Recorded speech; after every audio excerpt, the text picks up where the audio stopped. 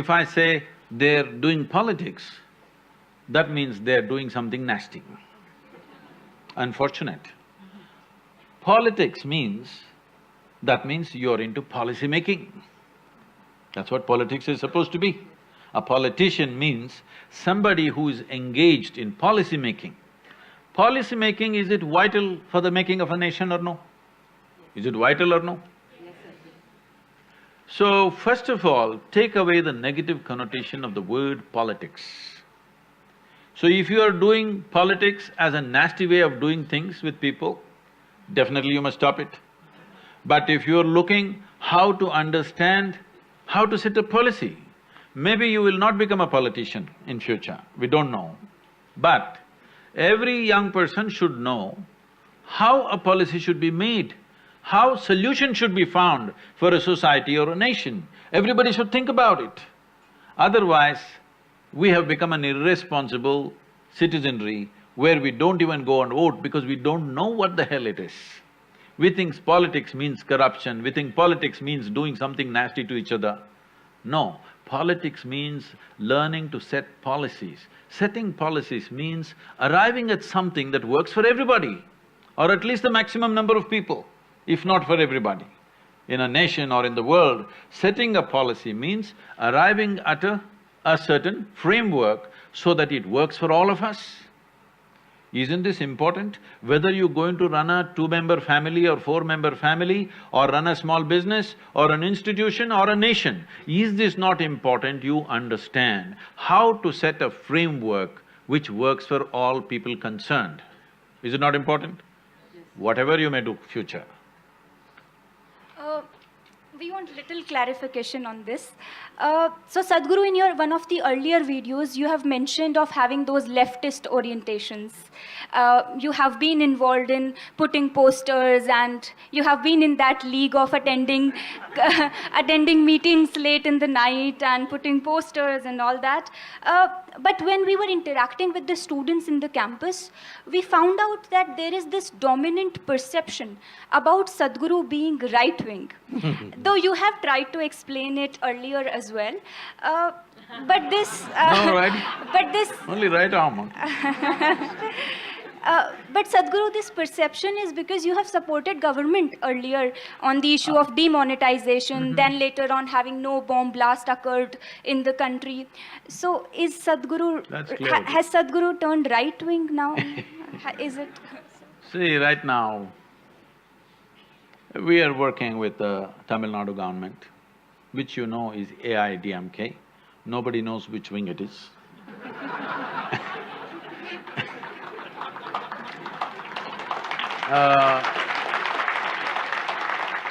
We are doing a lot of work with Andhra Pradesh government.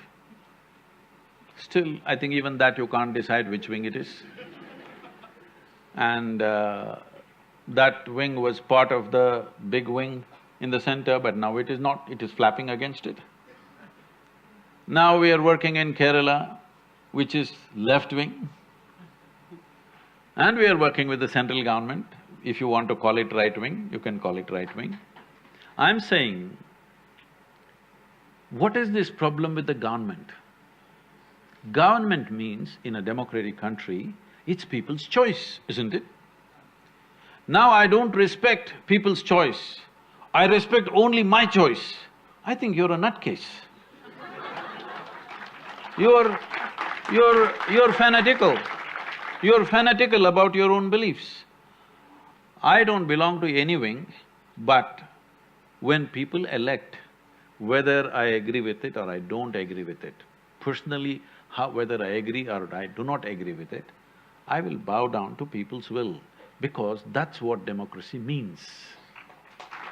Now, the significance of democracy is just this. Why can't we have… well, you mentioned about my… say that I was only 14, okay? Please pardon me. Young blood, that time. Even now… But then you are putting… even now young. Sadhguru, you are putting it as it was your mistake. You were No, just I did 14. not say it's my mistake. It is just that I am telling you, this is 70s. 1967, Che passed away. You don't understand at that time, Che was he was like our elder brother, he died. And how he was killed, those stories spread everywhere. And there's a lot of emotion in all of us. Even today I see people wearing Che's t-shirt and going. Most probably, a whole lot of them don't know who he is, they think he's Bob Marley or something. So, at that time, it's like our elder brother was killed in Bolivia. And at that time, the nation was in a state where it looked like there's not going to be any solution in this country at that time. So we thought, we and a whole lot of other people believed, unless there's an armed revolution, there is no way out for this country. And even in school, there were teachers who were giving us talks. And everywhere there was Russian literature and we read and read, we devoured Russian literature and it all made sense. And I'm always angry. You can't believe this. But I'm always angry because everywhere I see injustice. In home, on the street, everywhere in politics and religion, any damn place I see only injustice and injustice and injustice. So I am all the time 24 hours angry about something. When you're angry, you want a quick solution. You're not willing to wait for solutions to happen, you want a quick solution. So the quick solution looked like armed struggle. These were the heady days of Charu Majumdar and Somalu in the south. Well, we were fired up by that.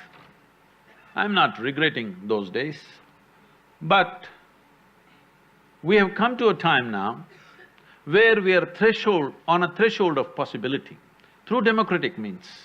Never before this has happened in the world, I want you to know this. The only nation which has moved 1 billion people from poverty to a certain level of economic well-being is China, okay? But they did it the hard way, violent way, all bullets and bullets and bullets. But they've done a great job because keeping people for generations in poverty is worse than killing them. In extreme poverty, where nourishment is an issue. So they did what they did in their own way. You can condemn them or you can admire them. For me, it's a certain wisdom, painful wisdom, which they employed and they did. And once they achieved what they have to achieve, now they're trying to move slowly towards a democratic process to some extent. At least open market system they're going into. But with India, we have a unique possibility. We can move 500 to 600 million people from abject poverty in which they are right now to a reasonable level of well-being in a matter of next 10 to 15 years' time. We are just on the threshold of that. Through a democratic process, without bullets, without killing, without massive repression, nothing, no force. Without force, we are able to do it. If we manage to do it, if all of us get together, it will happen, otherwise we'll sit on the threshold forever. Right now there is a possibility we can cross the threshold. I think we must make that possibility a reality because never before any nation, anywhere, has moved 600 million people from poverty to reasonable well-being in a matter of one generation. It's not happened anywhere. We can do this in this country for the first time. So, well, when you were young, you were communist, now you're saying this. I've not changed my position, I'm still that. Because for me, communism means an individual embracing the community as myself. That I still am.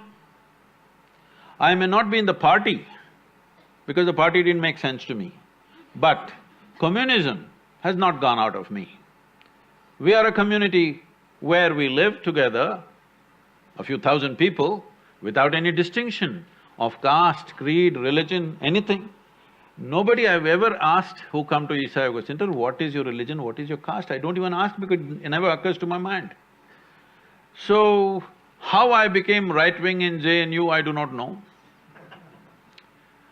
So I feel today, when information is available everywhere, I think young people, educated people should… all of you research scholars should do some research at least, all right?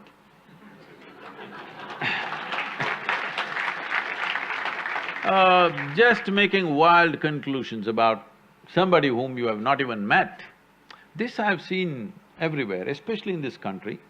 This doesn't happen anywhere else in the world, this is what I'm seeing. In this country, people who have never met you seem to know more about me than I know about myself. Those who have never seen me, those who have never met me, those who have never spoken to me, they know more about me than I know about my own life. I think you must give them a PhD because there's such a imaginative research they are doing. So I'm working with governments. I will always work, let everybody know this. Whichever government gets elected, because I bow down to the people's will. My opinion is not bigger. My opinion is not bigger than the people's will of this nation, always. Sadhguru, even if we buy this argument, there's a predominant conception that there is some leaning towards the right. Because, like, this is… Did you feel this is high time? This is high time to galvanize votes for 2019, that the Youth and Truth campaign? See… okay. See, if I give a call, I don't have to go university to university. If I give a call, any party will get substantial vote, okay? But I will tell you this, my daughter comes and asks me, which party should I vote? I won't tell her. I tell her, you need to think. She is an artist. So I tell her, you need to think, what's good for you and people around you? Maybe not good for me, it doesn't matter. What's good for you and people around you, for your community of artists, whatever, you must vote for that party, not what I say. In the… in the yoga center and everywhere I go, people ask, Sadhguru, whom should I vote for? I said, I will not take the step of destroying democracy. Because if I give a call and let's say 10 million people vote, have you not destroyed democracy?